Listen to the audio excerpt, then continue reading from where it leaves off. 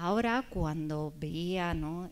Pues esta obra, veía también cómo ese sesgo racista se ha dado lamentablemente pues a lo largo de la historia, ¿no? Veíamos, pues cuando hablamos con las víctimas de esterilización forzada, cuando yo hablo con la señora Inés, y ella también te lo dice, ¿no? Te dice cómo ha habido ese claramente racismo hacia ellas, cómo lo ha habido también en el conflicto armado interno, quiénes son las víctimas, a quién se dispara, contra quién, ¿no? Entonces, por eso es más importante que nunca estos actos de memoria, esos actos de memoria que nos presenta hoy Yuya Ascani a través del arte, como siempre lo hace, que nos remueve no solo la razón, que muchas veces desde Amnistía es desde donde nos centramos, sino pues nuestros compañeros de Yuya Ascani nos remueven las emociones, lo que nos hace realmente generar ese cambio que es tan importante. Y la memoria es totalmente imprescindible. Y ahora que estamos viendo estos momentos de prácticas cada vez más autoritarias, ¿no? en el Perú, vemos cómo el sector de la educación también está siendo y cada vez se ve pues, más amenazado, ¿no? Hemos visto pues, cómo la memoria del conflicto armado interno está realmente en riesgo, cambiando materiales educativos a través de leyes que impiden, ¿no? que haya esa memoria. Vemos como el enfoque de género, como la educación sexual integral están claramente en peligro en este sistema educativo, en el currículum. Y es muy importante ver por qué también para sectores antiderechos es tan clave el sector educativo y por qué van hacia ese sector específicamente, para que no haya memoria, para que esto pueda volver a ocurrir, para que haya impunidad. Y bueno, de esto es de lo que vamos a hablar en este foro educativo, entonces no me extiendo más y muchísimas gracias. Soy la moderadora de este grupo, Irene, miembro del Grupo 1 de Amnistía Internacional. Y esta noche, bueno, ya Marina nos ha narrado el motivo de esta unión entre Yuya Ascani y Amnistía Internacional, y esta es una obra que, bueno, nos hace reflexionar tanto a cada uno y como colectivo también sobre nuestra historia del Perú. Pero quería, antes de presentar a nuestros grandes invitados, quería leer un extracto de nuestro maestro Luis Lumbreras, que creo que resume muy bien lo que nos está ocurriendo en el Perú hace 200 años o más. Voy a citar el extracto. Él dice: los pueblos no europeos estamos habituados a entender nuestra existencia partidos en dos, antes y después de la invasión europea. En América Latina somos nosotros, los descendientes de los inmigrantes, los otros son los indígenas o nativos de este continente. Nosotros somos los que desde 1542 en adelante impusimos nuestras lenguas y creencias, y los otros son los que hablan lenguas nativas y tienen o mantienen sus costumbres no europeas. En el Perú, entre 1823 y 1827, al crear la República, los inmigrantes, o sea nosotros, expulsamos de sus competencias a los otros y quedamos solo nosotros como propietarios de los derechos y beneficios de la condición nacional. Creo que estas palabras son fuertes y reflejan lo que es la realidad del Perú ahora. Bueno, para dialogar sobre este tema y otros, tenemos a 3 grandes invitados, cada uno de los cuales tendrá entre 8 y 10 minutos para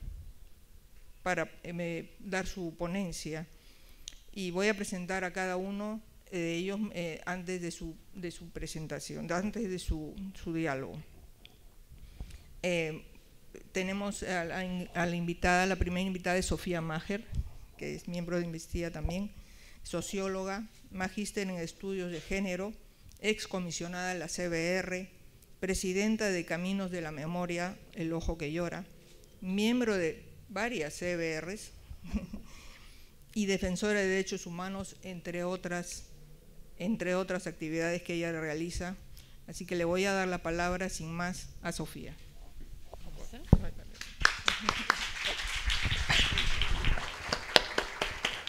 Gracias, Irene.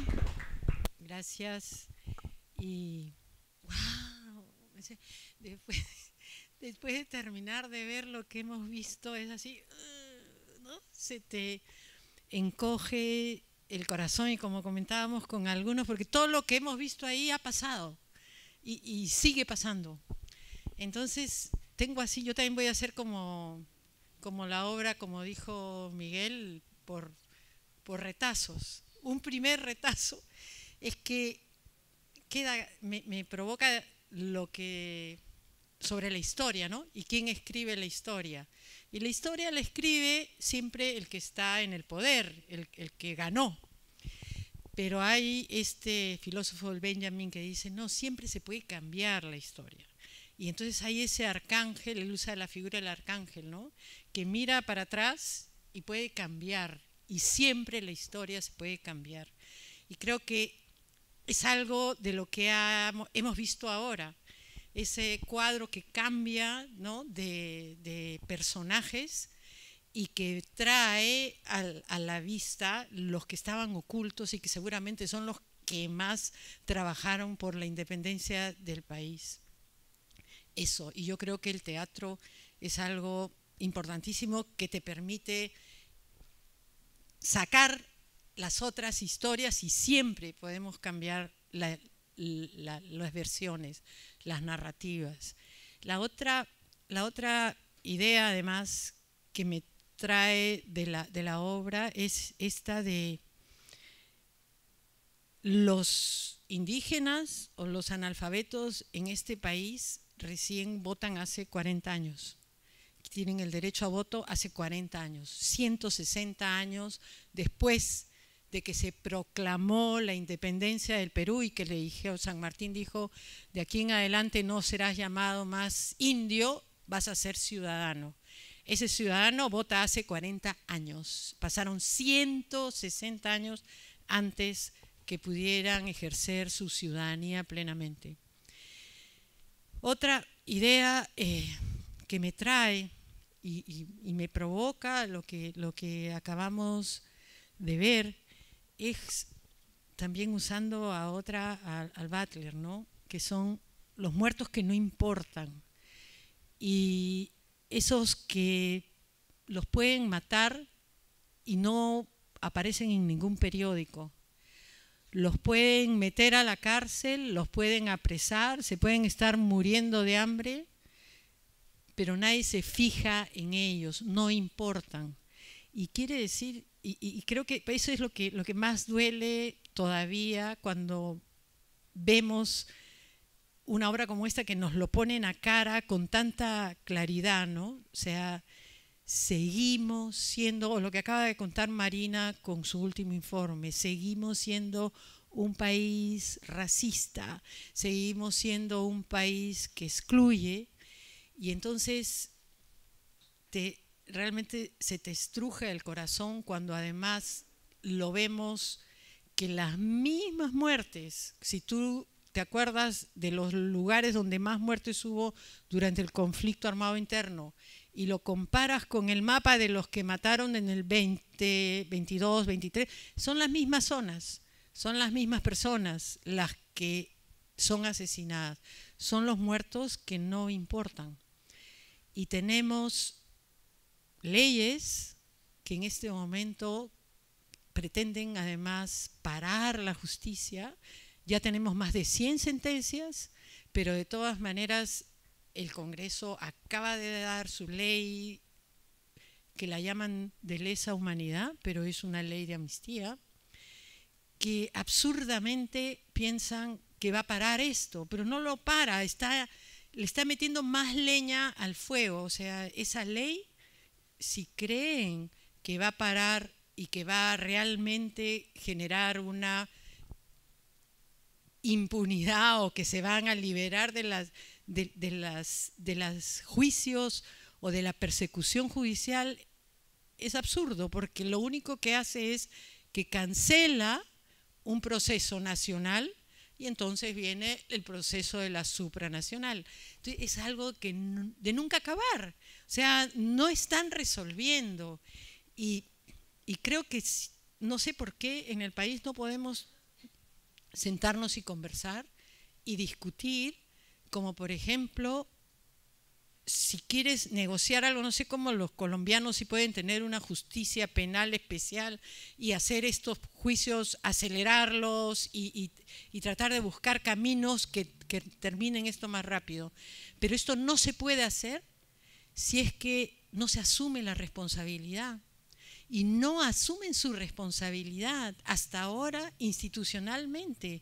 Los militares, las fuerzas del Estado no asumen claramente su responsabilidad y abren un camino de negociación, abren un camino con los propios familiares de las víctimas que creo que podrían conversar. Pero no se puede conversar con el criminal, se tiene que conversar con el que se arrepintió, con el que reconoce su responsabilidad. Y termino con esto, que no puede ser que terminemos con tan mala vibra, ¿no? Creo que de todas maneras hemos conseguido muchas cosas. O sea, se siente que uno retrocede o que sigue luchando, pero muchas cosas hemos conseguido en este país. Amnistía Internacional tiene 55 años de vida. Amnistía Internacional fue la primera, yo estaba en la sección peruana de coordinadora, fue la primera organización de derechos humanos que mandó una carta a Belaunde y le mandó una lista con 1000 desaparecidos. Fue la primera vez que se hablaba de desaparecidos en este país y fue Amnistía Internacional. Pero ¿a qué voy? Que tienes más de 55 años una organización de derechos humanos mundial.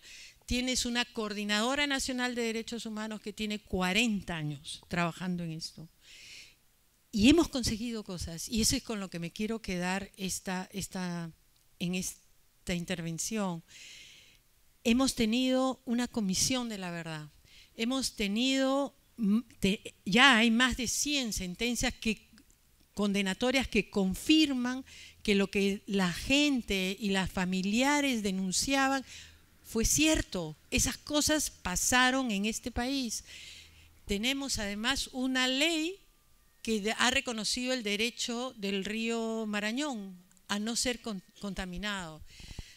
Tenemos entonces varias cosas que hemos ganado, y solo terminar con esto, lo hemos ganado porque ha habido un grupo de gente que se compromete, que no está indiferente a lo que pasa, que no es ganado por el individualismo. Y creo que esa es la invitación. La invitación es: somos y hemos podido hacer, la lucha continúa, vamos a seguir luchando por los derechos, vamos a seguir luchando por la justicia, pero tenemos que hacerlo juntos, y hay de verdad muchísimo que se puede lograr si es que nos involucramos. Eso es. Quería ser positiva, no sé si está bien.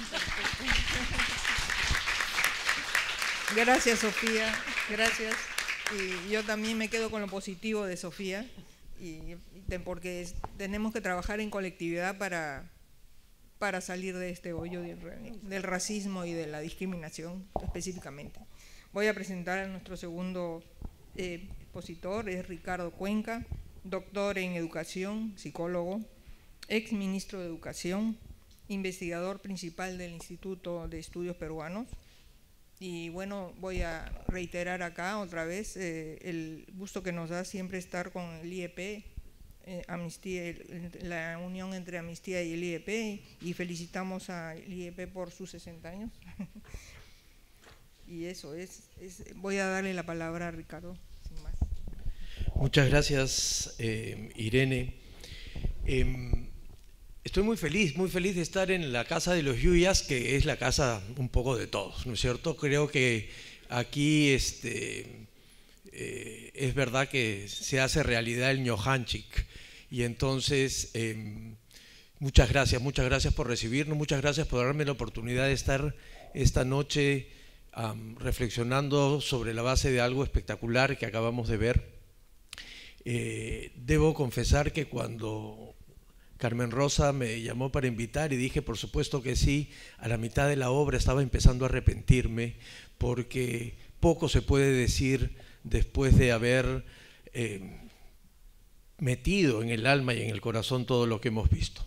Pero vamos a hacer el intento, porque creo que eso también nos obliga a hacer en el teatro, del teatro, ese canal para poder conversar, además de disfrutar de la obra. Y yo quiero centrarme en una sola idea, que tiene que ver con que la educación es un hecho político. Aun cuando pareciera que no, aun cuando nos han hecho creer que no, la educación es profundamente política. Y es profundamente política cuando pensamos, por supuesto, en la buena política, no en la precarización que tenemos ahora, sino en la idea de pensar cómo la educación es capaz de cambiar, no vidas solamente, porque eso es como el eslogan más conocido, sino cambiar sociedades, sino cambiar grupos, cambiar instituciones, cambiar la idea de un país, cambiar la justicia de un país. Porque finalmente de eso se trata la educación, de pasar en el mejor sentido de palabra, que es comunidad, entre todos, más allá de la formalidad de la cantidad de años, de cursos, de grados, estar todos juntos conviviendo entre diferentes. Y no hay nada más político que convivir entre diferentes y tratar de hacerlo de la mejor manera, de la manera más pacífica, de la manera más democrática, de la manera más justa. Y por eso les quiero contar una historia, me voy a animar a contarles una pequeña historia a pesar de que hemos asistido a una gran historia. Y es que a finales de los años 60, por lo menos en el mundo occidental, la educación dio un giro enorme respecto de sus objetivos, su finalidad. Hasta ese momento, el objetivo de los sistemas educativos era el largo plazo, el que sean capaces de construir ciudadanos, ciudadanas que puedan construir a su vez sociedades más pacíficas, más justas, más democráticas. Y esa era la tarea, y todo el sistema educativo, con todas sus normas, a veces insoportables normas, pero sobre todo con todas las personas, buscaron eso, y buscaron siempre eso. Pero les decía que a final de los años 60 hubo un quiebre, y por diversas razones que no vale la pena ahora detallar, tampoco me voy a poner con cara de profesor, hay un giro, y ese giro de largo plazo se convierte en un giro de cortísimo plazo, y es que los estudiantes aprendan, y que aprendan algunos contenidos particulares del currículo, con lo cual el currículo se tuvo que volver en un instrumento técnico y no en el proyecto político y cultural que originalmente era. Y no es que esté mal que los estudiantes, que las chicas, que los chicos aprendan, al contrario, es fundamental, pero no es el único objetivo, porque finalmente lo que ocurrió es lo que pasó hasta ahora, y es que empezamos a imaginarnos que la educación era buena cuando podíamos tener una buena calificación, cuando podíamos tener un buen lugar en el ranking entre los países, cuando redujimos la educación a cuánta comprensión lectora o cuánta matemática tenemos. Y eso, que insisto es importante, desplazó totalmente a esto que acabamos de ver en discurso de promoción, en cómo la educación es capaz no solo de revisar la idea crítica del Estado o de la nación, como ya nos lo sugería hace algunos años Gonzalo Portocarrero y Patio Oliart, sino con la idea de hacer que el país sea un país justo y democrático. Y eso no tiene que ver con una prueba, eso tiene que ver con la posibilidad de convivir dentro de la escuela y dentro del sistema educativo de tal manera que podamos tomarle toda la distancia crítica a las cosas a la hora que nos estamos formando, para que, poniéndome en el lugar del otro, en el lugar empático del otro, pueda realmente entender lo que me está pasando. Y eso se fue perdiendo, pero como Sofía voy a terminar con una luz allí que nos permita mirar este camino, ahí como la vela de amnistía que nos ha acompañado durante tantos años en marcadores de libros, en tazas y en demás. Y es que, a pesar de todo, algo empezó a cambiar en los sistemas educativos. Empezaron a elevarse voces que dicen que no solo es importante que aprendan, sino que es importante que haya un ejercicio pleno de ciudadanía dentro de las escuelas. Y eso significa mirar el currículo de una manera que los docentes sepan que su trabajo es de una manera distinta, que es posible incorporar la educación sexual integral, los programas de interculturalidad, el estudio de la memoria reciente, sin que eso sea solamente una cuestión del plan de estudios, sino que efectivamente sea una forma en que tengamos que buscar de ser mejores sociedades. Quiero terminar con una idea que siempre repito, quienes me conocen saben que la repito permanentemente, pero no me voy a cansar de repetirla, que no se puede hablar de calidad educativa con desigualdades educativas, es un imposible.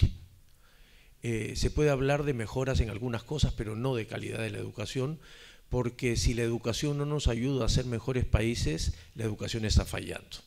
Y esa tarea no es tarea ni de la burocracia, ni de las normas, ni del currículo, ni de los materiales educativos, es fundamentalmente una tarea que cada uno de nosotros hacemos dentro del aula y fuera del aula. Felicitaciones y muchas gracias. Gracias, Ricardo.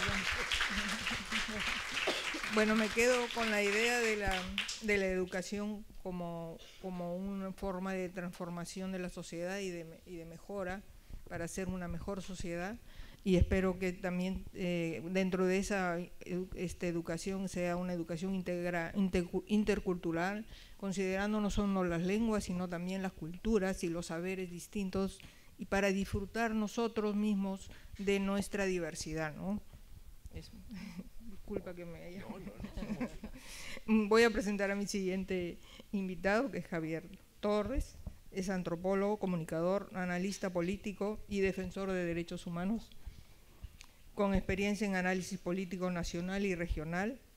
Fue presidente de Servicios Educativos Rurales. Conduce, bueno, ya lo sabemos, los programas Al Filo y El Arriero en el portal de La Mula. Así, muchas gracias, Javier. Gracias, Irene. Bueno, es un gusto estar aquí con Sofía, Ricardo, Irene y con todos ustedes. Es bien difícil decir algo después de ver discurso de promoción, porque discurso de promoción no solo te sacude, te conmueve, sino que te agarra cachetadas minuto a minuto, ¿no? Era lo primero que quería decir, y agradecerle a Miguel y a Viviani por esta gran obra, que además ha ido mutando conforme pasaba el tiempo y cambiaban los acontecimientos. Pero estaba pensando justamente a propósito de uno de los programas que hago, que durante la pandemia una de mis hermanas me decía: toda esa historia que aparece, que cuentan tus entrevistados en el programa, nunca nos las enseñaron en el colegio. Nunca nos enteramos que existía Rumimaki, nunca nos enteramos de qué cosa era la Rabona, nunca nos enteramos de que habían guerrillas en el Valle del Mantaro contra, no solo en la guerra con Chile, sino en la guerra de independencia. Sabíamos que San Martín vino, declaró la independencia, luego se fue a Guayaquil, algo pasó ahí, se fue y bueno, Bolívar se hizo cargo, ¿no? Y los álbumes de figuritas que coleccionaba Ricardo y yo somos contemporáneos, eran más o menos los mismos álbumes, aparecía Micaela Bastidas y María Parado de Bellido. Solo habían 2 mujeres. Y con suerte, Tomasa Tito Condemaita. Con suerte.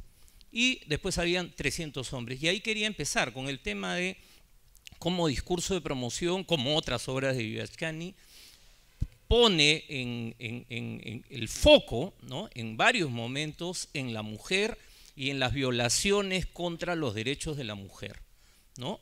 No solamente en su condición de viuda, que hubiese sido lo más sencillo, lo más tradicional, lo más fácil, sino en todo lo que tuvo que ver con las esterilizaciones forzadas o en la trata brutal sexual que hay pues en todos los campamentos de minería ilegal y otras actividades ilegales, ¿no? Quería decir eso primero porque me parece fundamental, porque esa historia que nos cuenta Viviascani es la historia que nos tendrían que haber contado en el colegio. Y como dice un psicoanalista italiano, Massimo Recalcati, creo que es, el maestro en estos tiempos tiene que ser un gran seductor, en el buen sentido de la palabra, ¿no es cierto? Y si algo es el grupo Viviascani es que son grandes seductores. Logran que nosotros durante 2 horas estemos sumergidos en esa historia, en ese relato que nos quieren contar, que nos quieren mostrar, y no solamente sumergidos, sino que nos conmovamos. Los mejores recuerdos que yo tengo de la escuela y de la universidad inclusive es aquellos profesores que lograban conmovernos, así nos hablaran de lenguaje o de gramática. De los demás no me acuerdo absolutamente nada. Entonces, ahí hay un tema que creo que es importante, que tiene que ver con algo que Ricardo ha trabajado, pero no lo ha mencionado, que es el maestro, además, ¿no? Que es la gran pieza clave, creo yo, en todo el tema de las reformas educativas. Y ahora lo que estamos viendo en la contrarreforma, y aquí adentro ya la parte política del comentario, ¿no?, es que, claro, se quiere comprar a los maestros dándoles bonos, dándoles nombramiento, etcétera, etcétera, etcétera, ¿no? Y dejando de lado todo ese esfuerzo que se había venido haciendo durante varias gestiones, incluidas la de Ricardo, ¿no?, por transformar la educación, que eran reformas que se pueden discutir, en fin, pero que iban en el sentido de una educación no solo de calidad, sino en derechos, que creo que es fundamental, ¿no? Eso a mí me parece central. Y una de las grandes tragedias que estamos viviendo es que estamos en una contrarreforma. Estamos en un proceso de restauración autoritaria. Podemos discutir si dictadura, a veces se lo dejo a los politólogos. Pero es una restauración. Es decir, no solamente es quién maneja el poder o quién lo controla, sino que se quiere ir contra el sentido de la historia, vamos a decir así, recogiendo lo que planteaba Sofía, ¿no? Se quiere ir contra aquello que habíamos avanzado y que la comunidad internacional reconocía como lo que era el camino que había que avanzar. Ahora, el problema es que no solamente pasa en el Perú, está pasando en el mundo. Y por eso, a mí sí me parece bien importante algo que decía Sofía. No podemos seguir cada uno por su lado con su banderita, ¿no? Ya creo yo que esos esfuerzos, que son valiosos, no bastan, porque esta es una ola global que nos está revolcando, y hay que decirlo, ¿no? Y frente a la cual a veces no tenemos respuestas. Pero, y acá creo que también yo me sumo a esta idea, no porque haya que decir algo de que estamos bien, no, estamos mal. Pero, si uno compara con otros momentos de la historia del Perú, entonces este país tuvo notables transformaciones. Los campesinos de las haciendas no podían caminar por el camino era para el patrón. Los indios, los yanaconas y los campesinos, ¿por dónde caminaban? Por la sequía. Cualquiera que haya conocido lo que fueron las viejas casas haciendas abandonadas ya, yo por lo menos las conocí, ya abandonadas y casi destruidas, y ve el tamaño de lo que era una casa, vamos a decir así, casa es un decir, ¿no? Se me dio la palabra ahorita, ¿no? los cuartitos que tenían las familias, uno decía, ¿y cómo podían vivir en este espacio tan reducido, 6 personas, 8 personas, en un espacio pequeñísimo? Y ahí vivían. Pregúntenle ahora a los campesinos del Perú por sus casas, que era una pregunta que siempre me hacía mi padre. ¿Dónde están las casas de los campesinos? Entonces, sí han habido transformaciones notables en el Perú contemporáneo, ¿no? Y esas transformaciones notables son las que algunos quieren ahora revertir, son las que algunos ahora quieren hacernos retroceder. Ahora, ¿lo van a lograr? Pueden lograrlo temporalmente, sí, temporalmente sí. Y creo que lo pueden lograr porque quienes estamos del otro lado, nos ha faltado un poquito más de, vamos a decir, hasta sentido común y un poquito más de audacia para decir, vamos todos juntos a dar esta pelea. Yo los invito a todos y a todas a dar esta pelea todos juntos, como hoy nos ha mostrado Yuya Chani. Gracias.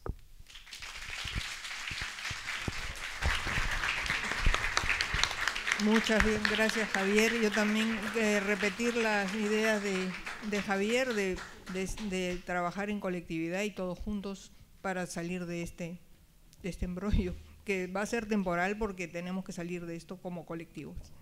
Voy a darle una segunda ronda a cada uno de los invitados, más o menos uno de entre 2 y 3 minutos. Sofía, por favor.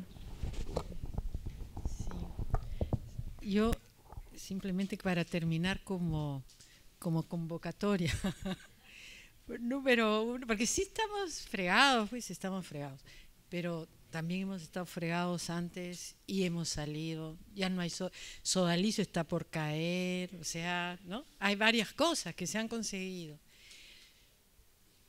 La primera es que hay que recuperar la política. No sé cómo en las universidades se tiene que recuperar la política, que no es la política partidaria, sino la política entendiéndola que te interesa tu comunidad, te interesa lo que está pasando en el país, y no es que yo vivo sola y veo cómo me las arreglo, porque no funciona. Si no funciona el resto, no funciona para ti tampoco.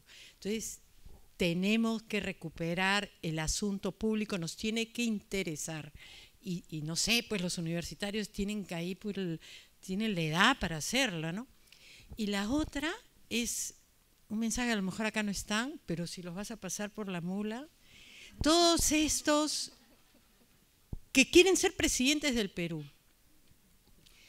Hay un montón que quieren ser presidentes. Me parece espectacular que haya tanta gente que quiere hacerse del cargo de ser presidente de este país. Pero solo vamos a tener uno, no podemos tener tantos presidentes, tenemos que elegir a uno. Y entonces, lo que yo les pido a todos estos políticos buena gentes que se quieren hacer del cargo, que se sometan a una primaria. Hay 10, 15 que quieren ser presidente, ya bacán.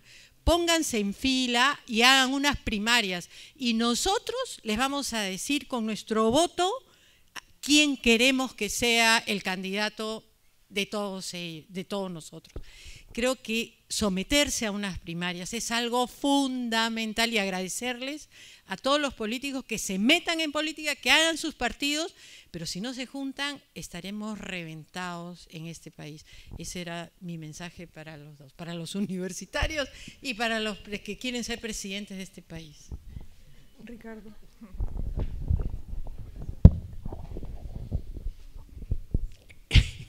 Iba a decir otra cosa, pero no voy a cambiar. No, pero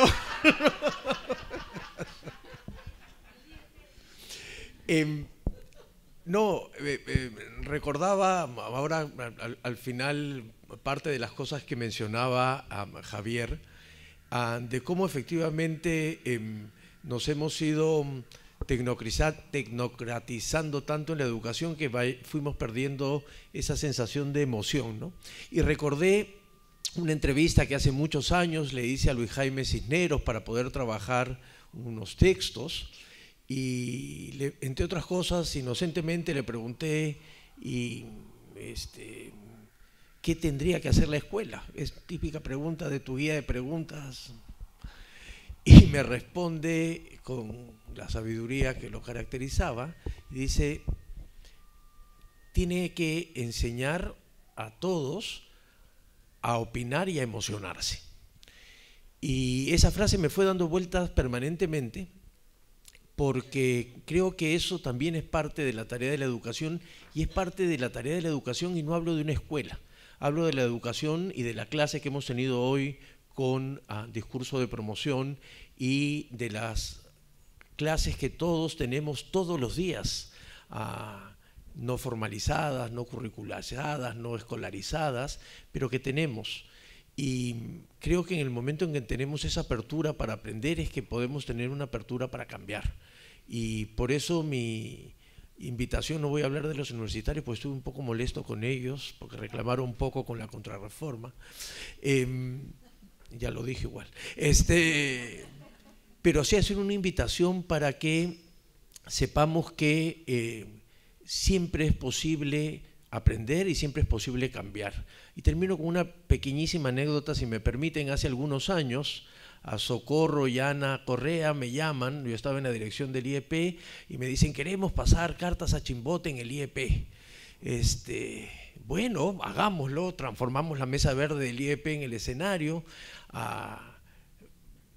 compartimos dónde fue, recordará Socorro, la mesa verde original de Arguedas, que no era donde está ahora, sino en donde está la biblioteca. Y además de un momento mágico de haber pasado la obra en el instituto, la discusión posterior entre todos mis colegas fue cuánto podemos seguir aprendiendo para poder seguir cambiando permanentemente. Entonces mi invitación es esa, es que a pesar de que los tiempos son recios, diría una querida amiga mía, no nos ganan. Así que vamos. Muchas gracias, Ricardo. Javier. Bueno, primero quiero hacer un pedido a Yuyachkani, que discurso de promoción quizás no lo vuelvan a montar en esta casa, pero debería recorrer el país. Y habría que buscar la plata, porque sabemos que ese es el problema, ¿no?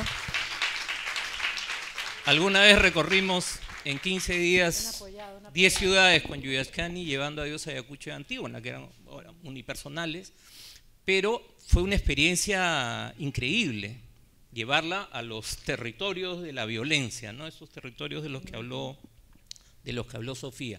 Ahora, yo solo quiero terminar insistiendo en lo que hemos dicho, ¿no? Es un momento en que no hay que callarse, es un momento en que hay que alzar la voz, es un momento en que hay que sumar, es un momento en que ciertas diferencias que podamos tener sobre determinados temas las podemos poner a un lado para salvar a nuestro país, no solo del autoritarismo, no solamente de la dictadura parlamentaria, no solamente de los políticos corruptos, sino del crimen organizado, que es quien mueve, ¿no?, a todos estos títeres que vemos operando en el Congreso.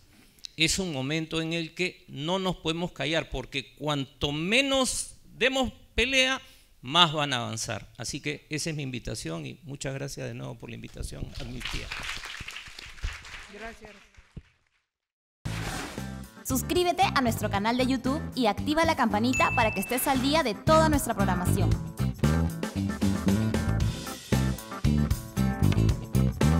LaMula.p, haciendo periodismo ciudadano e independiente desde hace más de 10 años.